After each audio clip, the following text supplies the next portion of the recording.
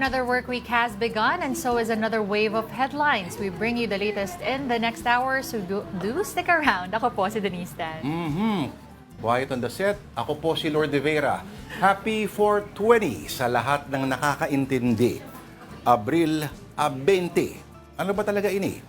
Oras sa hapon at opisyal na petsa ng pagsindi. An herb by any other name, ganja, omad, sweet leaf, dubi, cannabis, weed, chonky, herb, the wacky tobacco, attention pedea, mga adik sa Pilipinas ang dami-dami. Samantala, birthday din ngayong 420 ni Adolf Hitler ng Germany. Kaya dito ko na sa programang hindi na need mag-light. Natural high lang ang afternoon delight.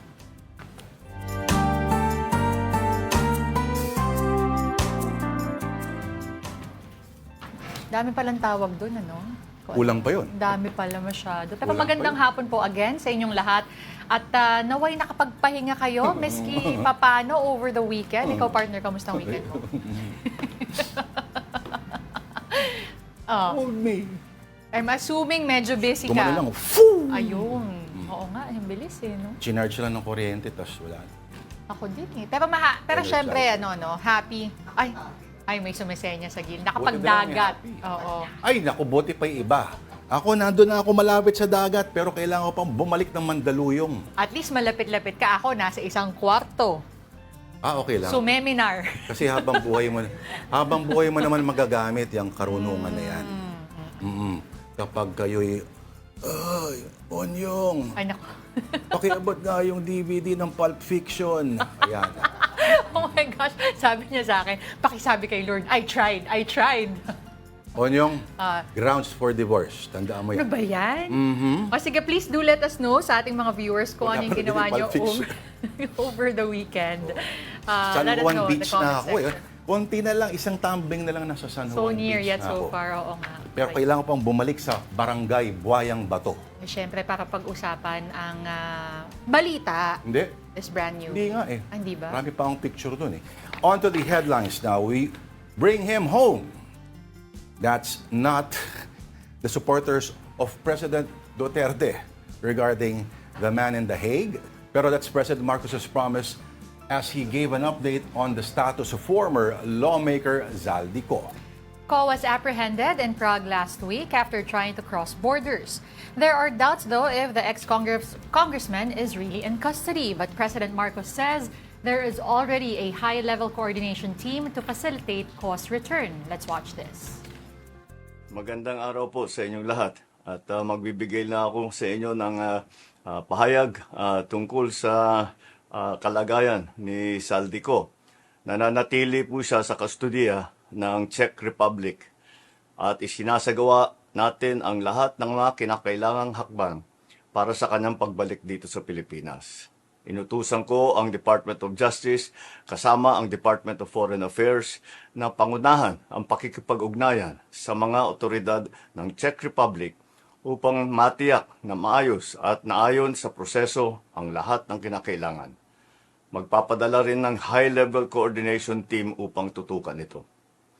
Ang ganitong mga proseso ay may sinusunod na mga legal na hakbang sa pagitan ng mga bansa. Kaya't nangangailangan na sapat na panahon upang maisagawa ng tama. We will bring Zaldico home and we will do so in accordance with the law. He will answer to the Filipino people. And speaking of the president, he had some activities earlier in the day. As to what, we will be talking to our mobile journalist, Julie Baiza. Julie, may iba pa bang update na may kinalaman sa Zaldico issue aside from what the president has already said? Lord, bukod nga doon sa sinabi ni, wala nang ibang update, bukod nga lang doon sa sinabi ni Pangulong Bongbong Marcos sa kanyang video message kaninang umaga na sinabi nga ibabalik o pauuwiin dito sa bansa si Zaldico. At yung paghingi niya yung paalala niya na it takes time o kailangan ng kaunting panahon dahil sumusunod sila sa legal na proseso. Ngayon naman doon sa ibang aktibidad ng Pangulo, kanina personal niyang binisita yung implementasyon ng service contracting program sa Cubao, Quezon City. Sa ilalim niyan, yung National national government yung magbabayad sa mga operator at driver. May itinakdang bayad sa kada kilometrong takbo, depende kung bus, traditional o modern jeepney at saka UV yung unit. Yung mga commuter naman, nasasakay dito sa mga under ng CSP, mabibigyan ng 40% discount kung estudyante, PWD at senior citizen. 20% naman para sa regular passengers. Ang sabi ng Pangulo, malaking tulong at maiibsan na nga rin yung gastos ng mga commuter at maging tiyak na kita para naman doon sa mga driver at operator itong programang ito. Kanina rin hindi nakadalo ang Pangulo kasi supposedly dadalo siya pagkatapos itong 9 AM event sa payout sa Quezon Memorial Circle, ano. Pero ang nakausap naman natin at naabutan doon si DSWD Secretary Rex Gatchalian. Doon siniguro naman ni Gatchalian na nabigyan ng sapat na tulong yung pamilya ng motorcycle taxi rider na nasa winga habang naghihintay sa payout o cash assistance kahapon. Ayon kay Gatchalian, mismong siya yung pumunta sa ospital na pinagdalhan doon sa rider. Hindi naman sinabi ng kalihim yung naging cause of death kasi hindi raw niya mismo nakausap yung doktor na tumingin. Pero sa ngayon, tuloy daw sila sa pakikipag-ugnayan sa pamilya at naibigay na daw ng ahensya yung medical at burial assistance para sa kanila. Nagpaliwanag na nga rin si Gatchalian kung bakit ba hanggang ngayon mano-mano pa rin yung magbibigay ng ayuda. Itong mga TNVS drivers ay meron naman silang mga e-wallet. Ang sabi ni Secretary Rex kanina, kailangan daw kasing matiyak na driver talaga yung nakarehistrong mga pangalan at legitimate nga na tao talaga itong mga nasa listahan. Pero ngayon daw na-verify na at mataas na yung confidence nila doon sa list, moving forward or sa mga susunod na rounds, pinag-aaralan nilang e-wallets na nga yung gamitin for distribution. Lord Denise. Julie, okay. Sa ibang balita, pero may kinalaman pa rin dito sa krisis, ano? Seryoso daw yung Pangulo sa pag-expand ng 20 pesos per kilo na bigas. Ano pang detalye dyan? Yes, Lord.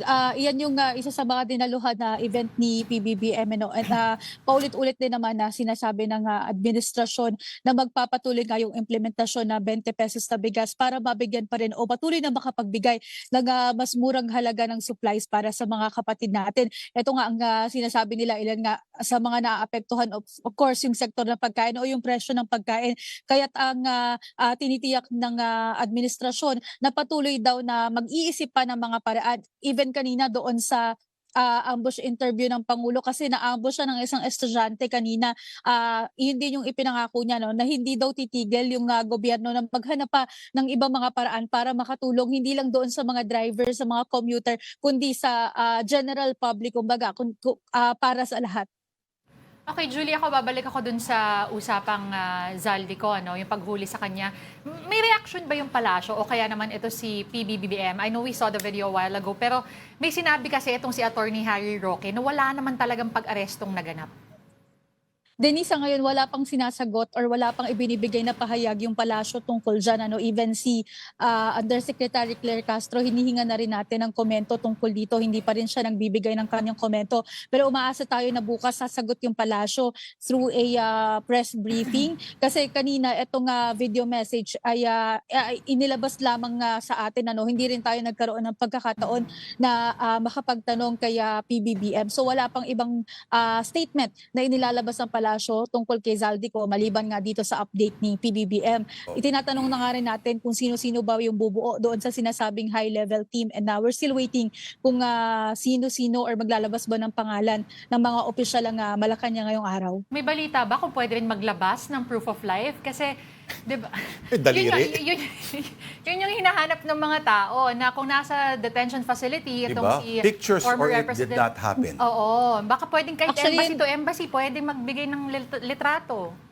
Iyan nga din yung nire-request kasi nababasa naman natin din na paulit-ulit na may nagsasabi ng proof of life, bakit walang inilalabas or yung mga komento kapag inilalabas itong mga reports na to. Kaya hinihingi din na talaga natin sa kanila kung merong maibibigay sa atin na either pictures, video or any document nga na makapagpapakita ng pagkaka-aresto kay Zaldico. Buti pa yung presidente nag-proof of life last week. Diba? Pero Julie, anong suot mong sapatos ngayon? Nahimasmasan na ba ang presidente at titigil na sa mga pagpapakita ng feats of physical strength? At ano mas nakakapagod? Yung ano ba ginawa ni Julie dati? Ang kumanta sa videoke ng ilang Naku, oras. wala nga boses si Julie. O humabol sa Pangulo hanggang sa kabilang sa NEB building.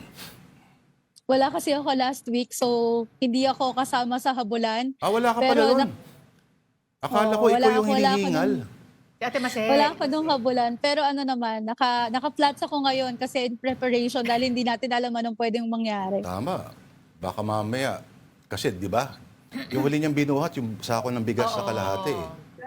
Ngayon kaya, baka sariling bangko. Julie? Abangan. Teka.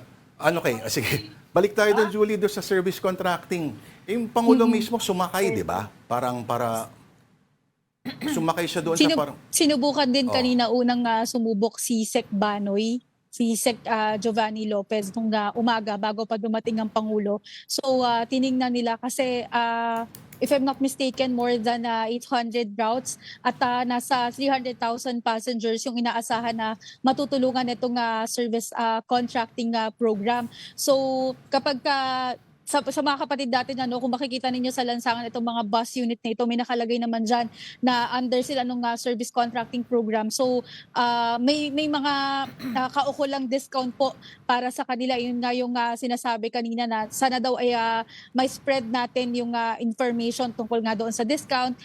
Again, 40% para sa mga PWD students and senior citizens and 20% para sa mga regular passengers. hindi siya completely libre. Hindi siya libre, oo. Julie, ako Discounted siya, pero yung nabayad, manggagaling siya sa national government. Ako last question na for me. Bago pa umpisahan ulit tong service contracting, may update na rin ba dun sa mga hindi pa rin nababayaran since 2020? Ano na bang balita dyan? Sa ngayon wala pang kasi DOTR yung nag-handle dito programa ng DOTR to. So DOTR yung naglalabas ng information tungkol dito sa mga programang ito kabilang nga yung service contracting program. So Wala pang mga balita modern pa jeep, din. Oo. mga modern jeep nilang pala yung tama ba? Merong bus unit, yun. may bus, modern at saka traditional jeepney. Pero yung bayad na sa kanila depende kung anong unit per kilometer. So sa bus 100 per kilometer, sa traditional at sa magkaiba din, isang 40 pesos, isang 30 pesos. So depende siguro sa konsumo nung unit. Pansin mo ba kanina nang sumakay sila Sec Banoy at si PBBM, yung parang ang tagal na lang hindi nagawa yon. Si Sec Banoy kasi kasi nakapuli yan so pinapanood natin. Si Sec Banoy kasi ilang beses naman na rin siya nagtry actually ng public transport kahit doon sa mga MRT kapag sumasama tayo sa mga DOTR events tinatry naman niya si PBBM wala akong memory or hindi ko naalala na sumakay siya ng bus or jeepney during his term. Pero hindi ko alam kung meron ba. Pero at least sa mga na-cover ko, wala akong ganong naalala. And Wala. also kanina kasi nandoon ako sa supposedly next event na pupuntahan niya na hindi napuntahan yung distribution ng cash assistance. Galing na timing mo, Julie, palagi Oo. Oo. Okay, so ano ang aktibidades naman ng Pangulo mamaya, ngayong gabi at bukas? Yung ngayong hapon manunumpa sa tungkulin si Secretary may isang secretary, may isang opisyal na manunumpa sa tungkulin sa loob yan ng Malacanang and full coverage again.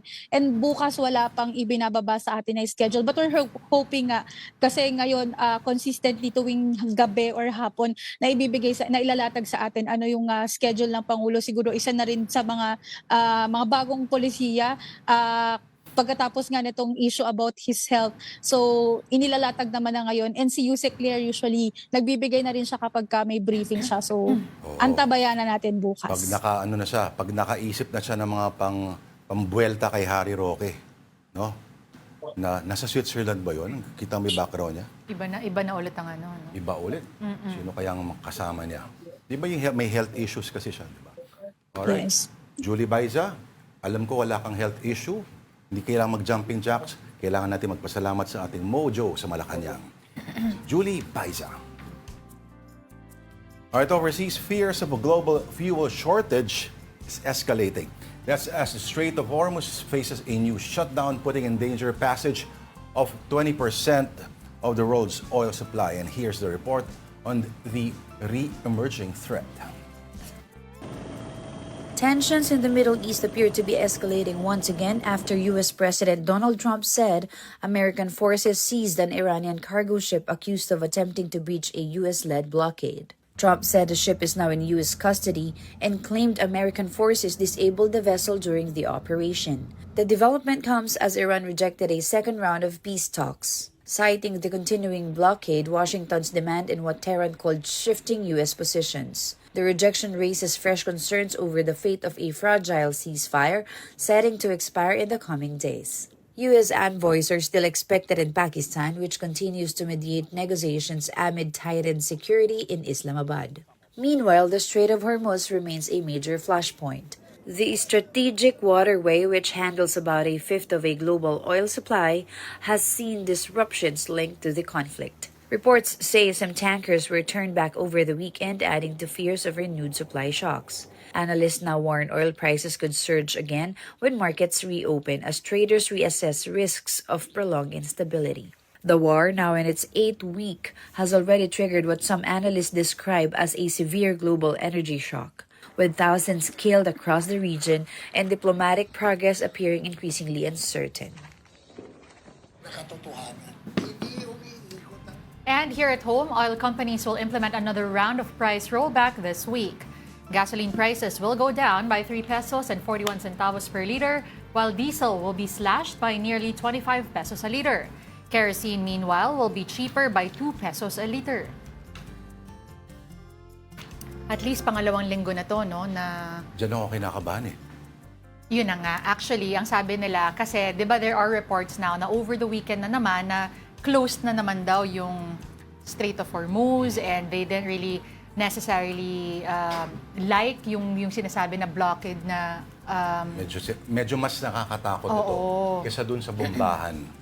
Kasi supplies na ang pinag-uusapan. Yes. At kapag malapit-lapit na doon sa, kumbaga, sa jugular ng ekonomiya ng Iran, mas magiging desperado. Desperate times will call for more desperate measures. Right. At hindi natin alam kung ano pa yung pwedeng gawin ng Iran. Ano tawag dito? Tsaka hindi natin alam kasi patapos na yung 2-week, ceasefire. Well, kung Donald Trump naman kasi yun, in 2 weeks na yan ay very blithely pinapakawala niya lang naman yan. Pero tingnan natin kung paano magiging dynamic nito doon sa kaka-anunsyo lamang ng Department of Energy, no? Na yung gobyerno ay kayang ay maglalagay na raw ng cap doon sa supply ng presyo ng petrolyo. Tingnan natin kung ano ba ang masasabi dito ng batas, kung ito ba ay pinag-aralan nila o kung ito ba ay isang strategy para sa, alam mo naman, sa panahon ngayon, ang undivided at ang atensyon ng publiko ay commodity that is most precious. Pero precious kayo sa amin, ang oras po ninyo, kaya magta-time out muna kami. Marami pa kaming kwento sa inyo. In a bit, these are the global headlines from the Associated Press. At habang gumagawa po kayo ng inyong halo-halo, kung ano man merienda, magbabalik pa rin po ang Afternoon Delight. Kuha niyo po kami. This is AP News Minute. President Donald Trump says U.S. negotiators will be in Pakistan Monday for another round of talks with Iran after the Islamic Republic reversed its move to reopen the Strait of Hormuz, warning it will keep blocking shipping as long as the U.S. blockade of its ports remains. Police say a gunman in Louisiana killed at least 8 children in shootings at multiple homes early Sunday, with 10 people shot. The victims were between 1 and about 14 years old. The gunman was shot after a chase with officers. In Beijing, a humanoid robot from Chinese smartphone maker Honor won a half marathon for robots Sunday, finishing the 21-kilometer race in 50 minutes and 26 seconds, beating the human record set by Uganda's Jacob Kiplimo. The International Kite Festival kicking off in Berck-sur-Mer on the northern French coast. Hundreds participating from around the world, flying their kites during the week-long event.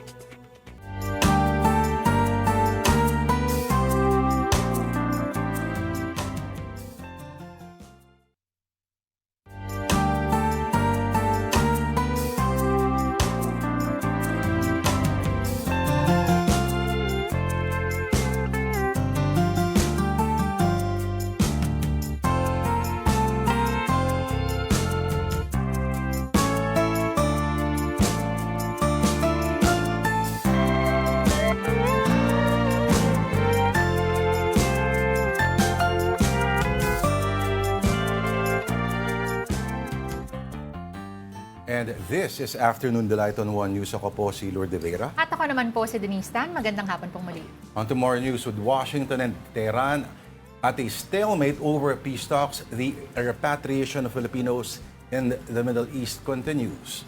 And to give us details is mobile journalist Arles de los Santos. Arles, marami pa bang naghihintay makauwi from the so-called conflict zones?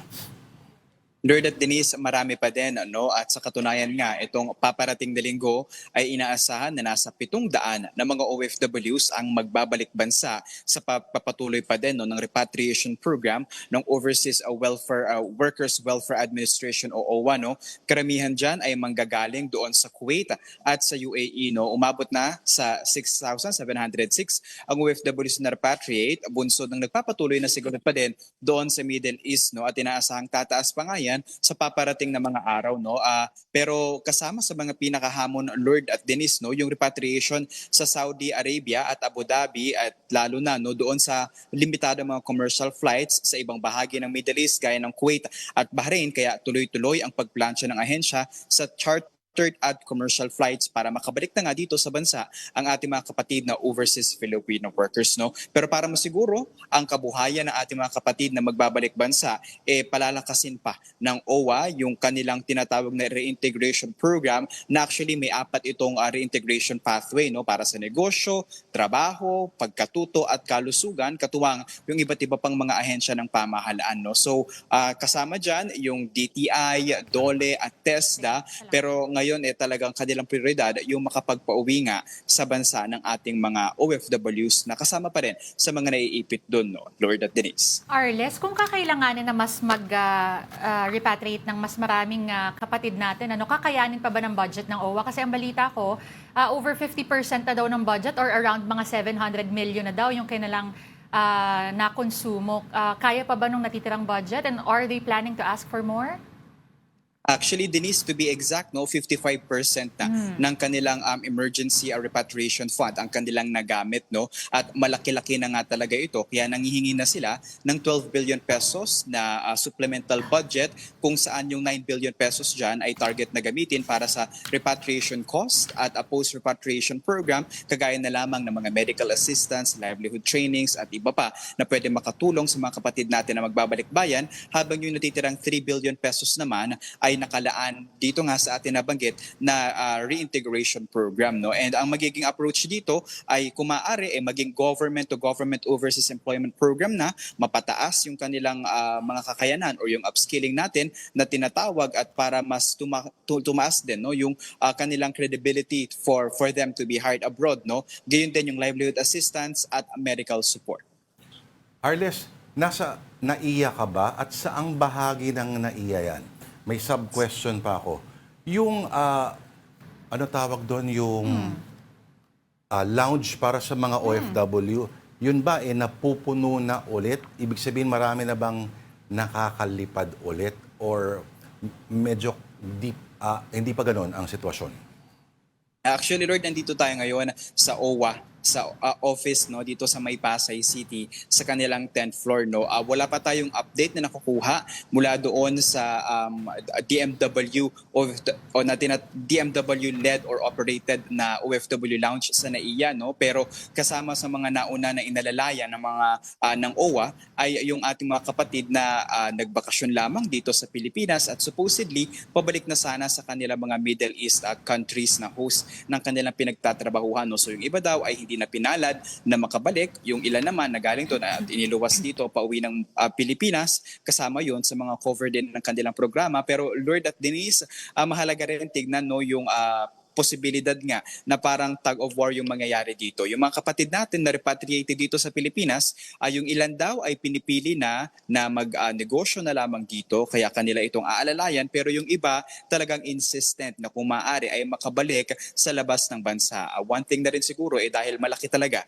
yung agwat ng sahod sa pagtatrabaho sa abroad at dito sa Pilipinas. Oo. Alright. Kung wala ka ng tanong, papasalamat tayo sa ating Mojo. Nandiyan ngayon sa OWA sa Pasay City. Maraming salamat sa iyo, Arles de los Santos. Alright, in other news, a motorcycle taxi rider died while waiting in line for DSWD's 5,000 peso fuel subsidy. at the Quezon Memorial Circle last Saturday. And here's the report. In this video, a man can be seen lying on the ground while his fellow riders try to revive him as they wait in line for financial aid at Quezon City Memorial Circle on Saturday. According to the uploader, the incident happened at around 5 p.m. Based on a report from the QCDRRMO, the 44-year-old rider, a resident of Pasig, was declared dead on arrival at East Avenue Medical Center. The DSWD immediately extended assistance to the rider's family. Secretary Rex Gatchalian personally visited the family at the hospital on Sunday morning to convey the department's condolences. He also asked about the family's other needs so the agency could address them. Despite the incident, the distribution of aid continued. Some people brought chairs where others lay on the pavement as they waited in line. Others tried to joke around to ease the boredom and exhaustion from waiting in line. Dahil sa 5K na yan! However, some moto taxi riders could not hide their frustration. 5,000 lang kukunin. Kung gaano pinahirapan yung mga tao, mga rider, ganun na lang. Hindi nila naisip yun. Basta ang inisip lang nila, nagbigay kami ng ayuda, tapos na yun. Many drivers said it would have been better if the assistance had been distributed through an online wallet to avoid long lines and delays. Online wallet. Para walang pila. Para walang pila. Para walang naghihintay dito ng mga tao! Meanwhile, the SWD personnel continued urging those who had already received aid in previous days not to line up again. Ang assistance po ito ay para sa mga hindi pa nakakuha or wala pa sa listahan noon. Malinaw? Hindi pa nakakuha ng fuel subsidy ng DSWD. Pero kung aware po kayo, alam niyo po sa sarili niyo na nakakuha na po kayo, ini-inform namin kayo na pwede po kayong umuwi at magbiyahe na lang. Here now is a quick rundown of more stories on One News.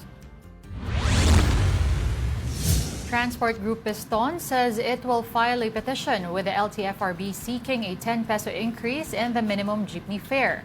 The group says the request is based on earlier fuel price spikes that reached around 170 pesos per liter, along with taxes adding about 25 pesos per liter, including excise tax and VAT. Despite oil prices easing, Piston says drivers and operators are still struggling to earn enough to support their families and recoup losses. The Civil Aviation Authority of the Philippines confirms that PAL Express flight GAP 2544 from Dumaguete to Manila experienced a pressurization issue on Sunday afternoon. As a precaution, the flight crew declared an emergency and diverted the aircraft to Iloilo International Airport, where it landed safely at around 4:27 p.m. CAAP said all 175 passengers, including 3 infants, disembarked safely. The Philippines and the United States have begun the 2026 Balikatan, bringing together about 17,000 troops for large-scale military training. Participating forces also come from Japan, Australia, France, Canada, and New Zealand, with Japan expanding its participation this year. Activities include live fire drills in northern Luzon and maritime operations near the South China Sea. And Senate President Pro Tempore Panfilo Lacson says there is no threat to the leadership of Senate President Tito Soto. That's amid a possible impeachment trial involving Vice President Sara Duterte. Lacson says he and Soto are now reviewing legal procedures and consulting experts to prepare for a potential trial in the Senate. He adds the majority bloc remains solid, even as he warns of possible moves of challenge the impeachment process. Down south, air quality in Cebu deteriorated to very unhealthy levels over the weekend. This and other updates from our man down south, Dale Israel. Go ahead, Dale. Thank to Lord and Denise. Metro Cebu remains under a thick blanket of haze as April 20, 2026 as today, with air quality levels still at critical levels despite a slight improvement today. Data from the Talisay City Minute Monitoring Station show that the air quality index, or AQI, dropped from 199 yesterday to 177 as of 8 in the morning this morning. However, authorities say that this is still classified as very unhealthy, with fine particulate matter of PM 2.5 continuing to pose serious health risks. Health officials are urging the public to take extra precaution amid the persistent case, and residents are advised to stay indoors as much as possible and keep windows and doors closed to prevent polluted air from entering their homes. Outdoor activities such as jogging, sports, and physical work should also be avoided as particulates can easily enter the lungs and cause health problems. If going outside is unavoidable, the use of proper protection such as the well-fitted N95 and KN95 mask is strongly recommended, as ordinary clothes and surgical mask may not provide enough protection. The Environmental Management Bureau in Central Visayas says it will continue to closely monitor the situation and provide regular updates as the case persists or over Metro Cebu. Meanwhile, Lord and Denise, we went to to Southwestern University this morning to check out a health program. This new program aimed at improving the health of mothers and children has been launched in Cebu with the first 1,000-day subscription of F1KD program under Belkans Pharma. The program focuses on providing proper nutrition, healthcare, education, and its access to essential medical support.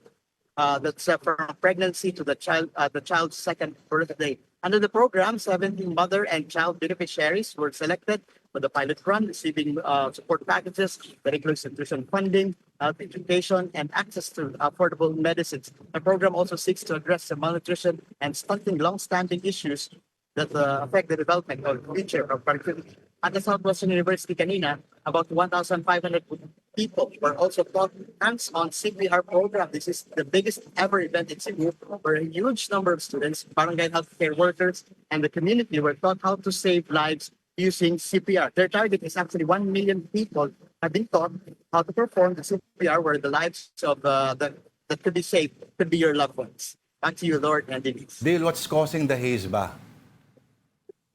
Ang sabi sa atin ng EMB, Lord, stagnant yung air ng Metro Cebu kasi due to the lack of the lack of wind and the lack of rain kasi hindi na maulan dito.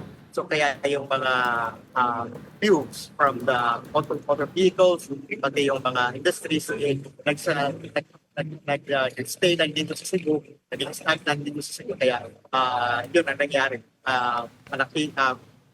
Medyo malawak yung haze dito sa Cebu. Lord.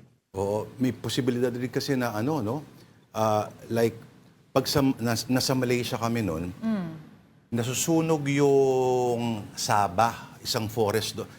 Tumatawid siya ng dagat, so baka may pinanggagalingan yan, hindi nyo alam, Dale, ha? Anyway, okay, other issues, ang DENR, EMB Region 7, sinasabi ay nag-decide na i-lift yung cease and desist order versus the controversial Monterasas de Cebu after paying penalties. Daw, gumawa ng mga documented remedies at marami pa mga technical jargon na hindi ko naintindihan, pero feeling ko very pang-engineering talaga. Anong kwento rito, Dale? Yung video ni Dale, but tama, no? Kasi nakita ko na rin yung video nung personality na talagang, yung content creator na nalilink doon, nagsalita na rin siya addressing these issues. Ito na ba yung pinapakita? Kasi sabihin natin na very unorthodox yung kanyang yung pagkaka-slope sa kanya. Yes, no? Parang, well, Monterasas nga. Kaya so may terrace factor. Pero sinasabi kasi hindi raw structurally sound yung ibang mga bahagi. Considering at may mga engineers na nagpapaliwanag at tinuturo ito na isang cause sa matinding pagbaha kung naalala mo last year sa Cebu. Kasi actually there were reports also coming from the DENR na because of the project also, na around over 700 trees have been felled dahil dito. Initially, yun yung sinasabi nila. So, ang dami talagang nagtuturo, especially yung mga residents na nandun sa may, ano ba tawag dun? Parang basin ng kung saan napunta lahat ng tubig talaga. Sayang, gusto mong gumawa, Dale, are you back? Sige, habang natin si Wala pa. Hindi pa ginugusto na, makakonect. di ba parang gagawa ka ng artificial greenery by doing what first? Pinuputol mo yung mga puno, which should have been there in the first place. The irony of modern life. Pero yung sana yung idea na para siyang power position kasi yan eh. Pag sa real estate, nakikita mo yung... At sa feng shui, lalo na kung may dagat na malapit dyan, swerte daw yung mga ganyang pwestuhan. Nasa gilid ka ng bundok. Pag water talaga, Oo. swerte kasi sa ano. Pero baka may mga magbiro, may water naman, binaha. Hindi ganun. Dagat ang sinasabi natin, natural na dagat. Hindi yung pagbaha na preventable naman in the first place. Medyo ambitious itong engineering system na ganito, partner. Ano? Pero nintindihan ko yung gusto niya ma-achieve. Parang papasok kami sa may kanya-kanyang gate yan eh. May kanya-kanyang parang escalator pa yata. Actually, ano talaga, high-end talaga yung property pag tinignan mo. So, unfortunate. Nandiyan, nasa linya na daw si Dale. Maybe we can ask him about this again. Dale? Yes, maayong hapon again, Lord and Denise. Naka-emergency heat yung iPhone sa init ng panahon ngayon dito sa Cebu. Allah. kaya naputol yung pag-usap natin kanina. Magsarado ka muna ibang apps, Dale. Baka nakabukas sa ibang mga apps dyan tulad ng... alam mo na. Okay. You were asking about the Monterasa. Yeah. Yes, nilist ng DNREMB yung Monterasas na cease and desist order. Yun kasi dahil napatunayan ng DNR at pati yung study ng UP na hindi ito cause ng pagbaha, ng malawakang pagbaha ng Cebu noong nagbaha dito sa Typhoon Tino. Ang sabi ito ang sabi hindi daw nakakos yung project ng Monterasas sa pagbaha dito dahil hindi naman papunta kung may tubig baha galing sa Monterasas hindi naman papunta yon sa basin doon sa Kotkot sa Liloan at saka sa river, sa Mananga River ng Talisay City. Kung may pagbaha na mangyayari doon ito sa mababang area ng Guadalupe at hindi doon sa river ng Mananga River at saka sa Kotkot River sa Liloan. So ngayon, okay na yung DNR at nilift na nila yung cease and desist order ng Monterasas project. So hindi pala hindi sila nag-revise ng kanilang ilang mga structural supposed structural deficits At yung yung si Mr. Yang, yung influencer na nasa likod nito, no? Ano ba sinabi niya? Si Mr. Yang. Ang nangyari lang kasi, yung sa Monterasas, ang ginawa nila, nag-set up sila ng yung mga parang mga dam na yung that will slow down the water from going downwards. So, ang ginawa nila 18 na mga dams ang ginawa doon sa Monterasas project.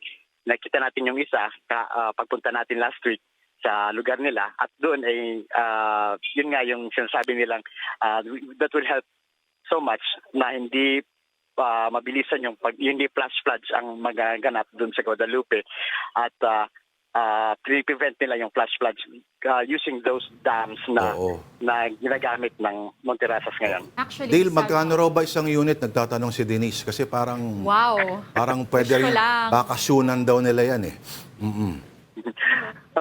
Actually, hindi natin natanong kung magkano pero from the looks of it, napakaganda ng view, napakaganda ng lugar. Kung makita mo talaga pag nandun ka, entire Cebu, parang sa tops version na parang malapit lang. Tops version na malapit lang sa syudad. This reminds me of those houses in Hong Kong, yung mga Yes.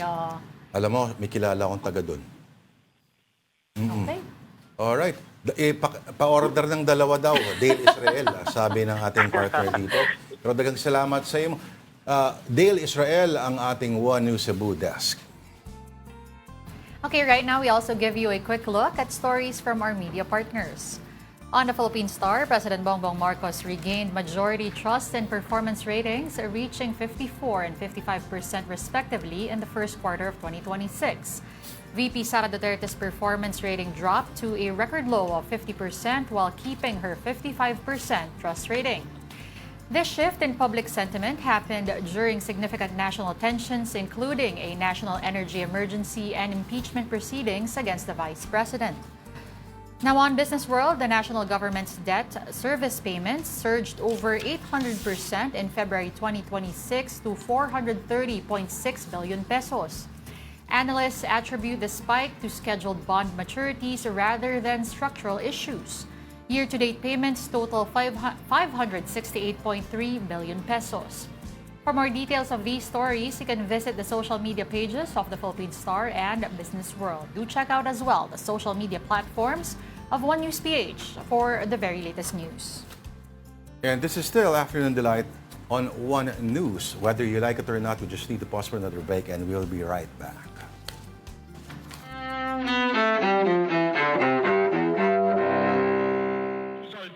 April 20th, 1889. Wirtschaftlich zu vernichten, dass dann Deutschland nicht mehr länger untätig zusehen könnte. Adolf Hitler, dictator of Nazi Germany who ruled for more than a dozen years, is born in Austria. Hitler's Third Reich brought World War II and the Holocaust that killed 6 million Jews in Europe. 1999. They didn't care who they shot at. They were just shooting. And then they throw a grenade or they threw something that blew up. 2 students go on a shooting rampage at Columbine High School in Littleton, Colorado. They kill a dozen classmates and a teacher inside the school before taking their own lives. 1980, the first Cubans sailing to the United States as part of the massive Mariel boat lift arrive in Florida. Over the next few months, more than 125,000 Cubans reached the U.S. by boat in the exodus from Fidel Castro's regime. 1939. There's no question in my mind. This is the greatest game that has ever been invented. Baseball Hall of Famer Ted Williams makes his major league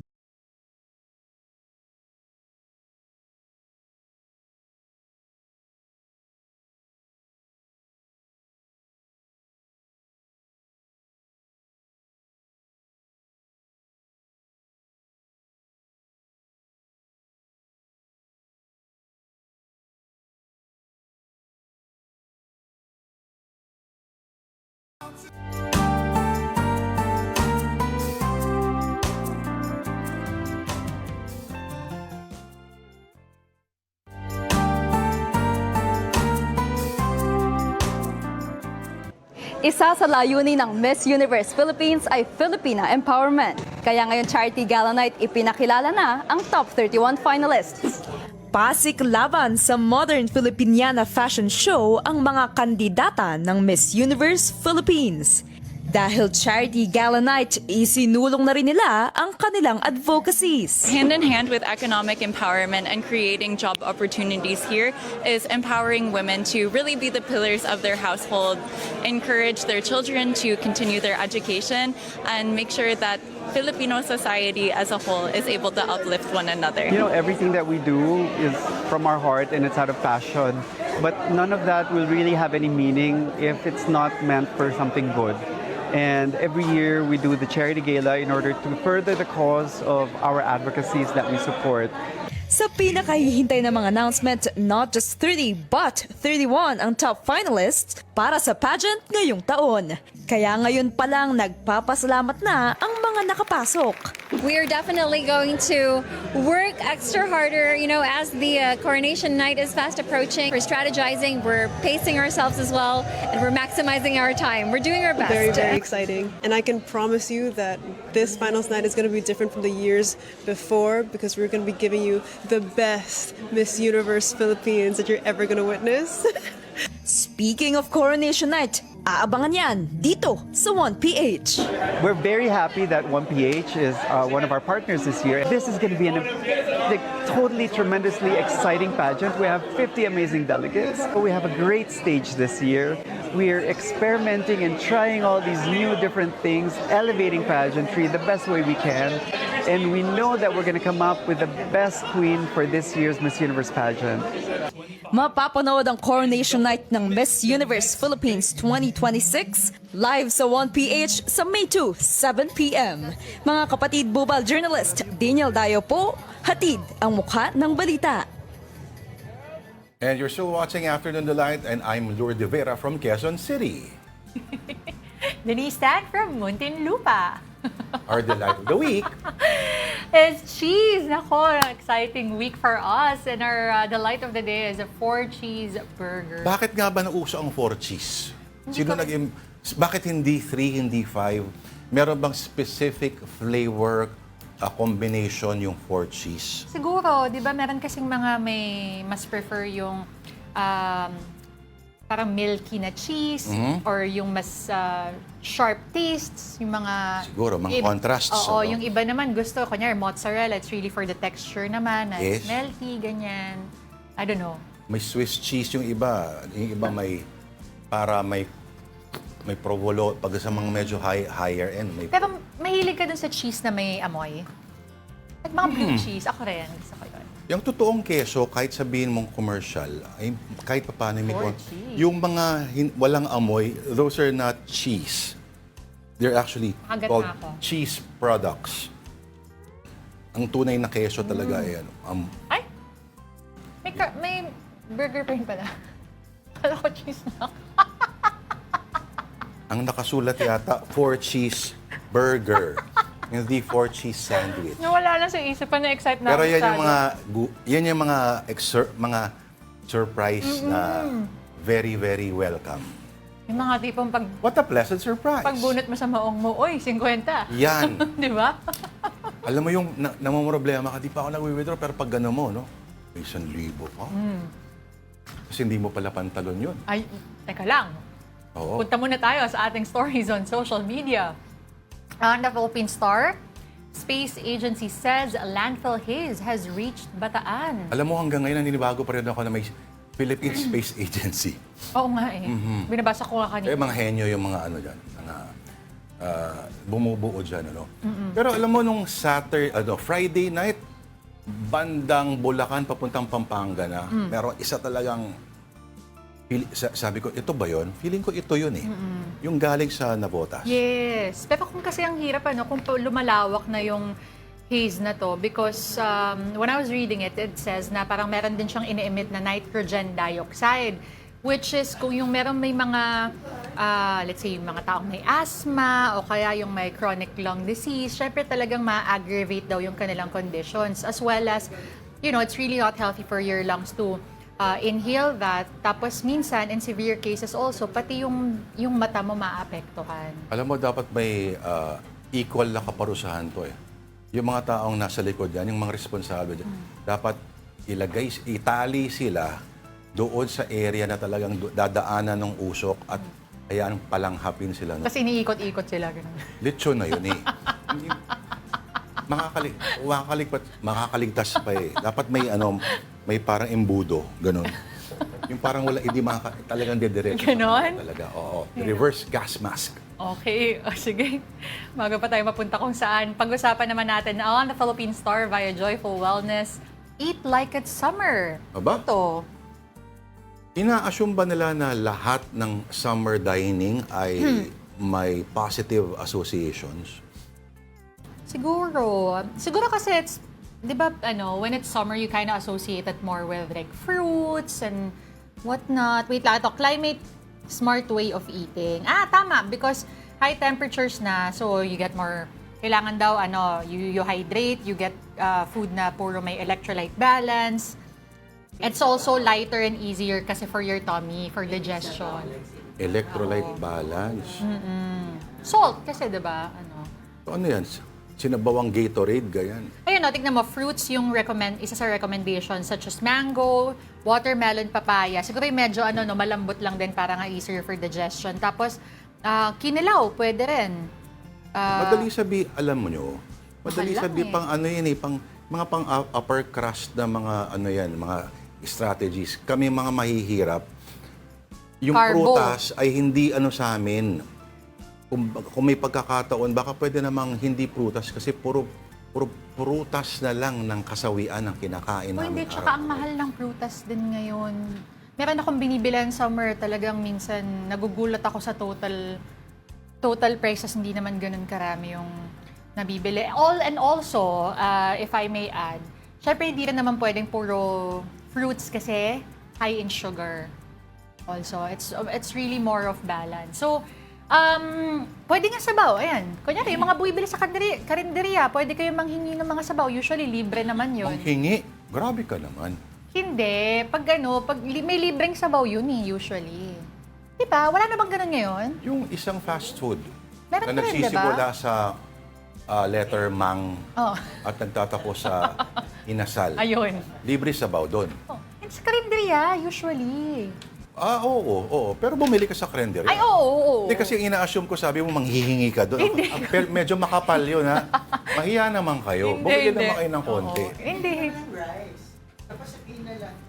Ulam mo isabaw. Oo, kung kinakailangan. Uy, may kausap ako ng Friday. Nag-ooperate sila ng parang wakeboard park. Tinugtugan namin sa Pampanga.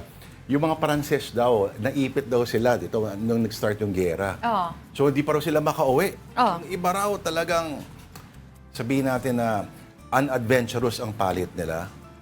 They survive by eating rice with soy sauce. At masaya na raw ang mga batang Pranses. Talaga? At ang favorite daw nila, hindi Jollibee, Angel's Burger.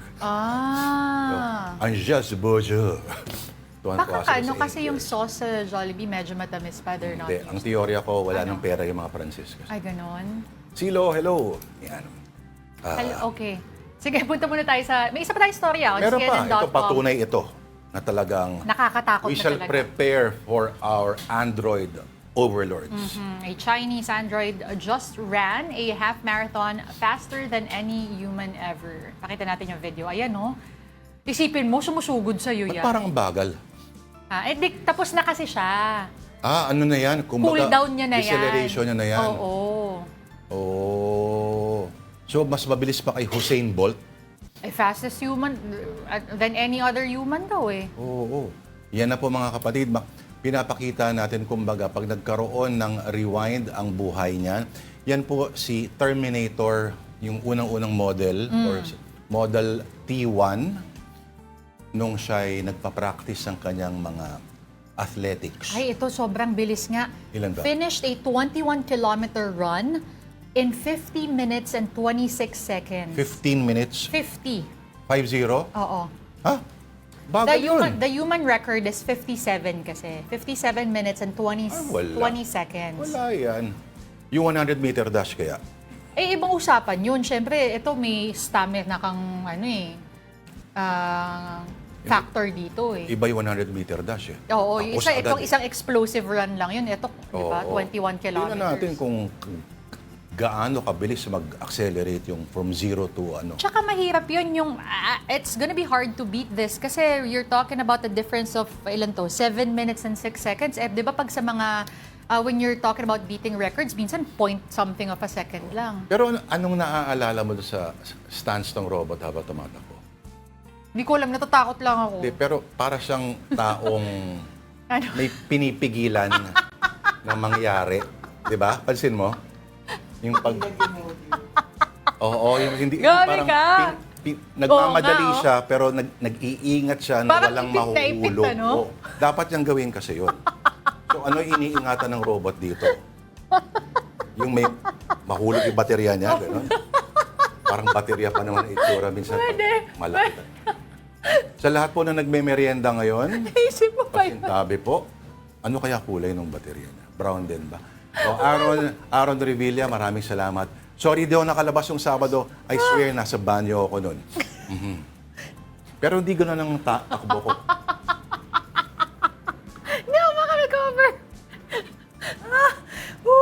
umamin ka, ganun ang, di ba? Kapag anong ano na, or Tita Radel, Tita Jane Katapia, hello po.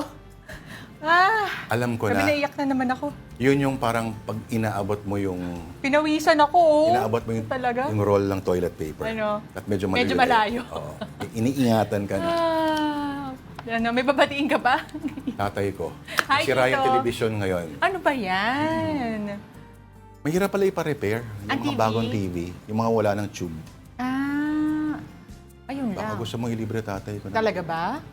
Baka may extra ka dyan. Hahanap tayo ng paraan para kahit... Extra. Okay na 25 siguro. Okay. Akala ko inches, meron pa bang ganun ngayon? Okay, sige, bukas natin pag-usapan yan. That will have to do it for us this Monday. Thank you for watching Afternoon Delight. Ako po, si Denise Tan. Naalala ko yung robot eh. Okay, bukas po ulit, 2 p.m. Lourdes de Vera, kapatid. We are one news all sides all the time. Have a delightful afternoon.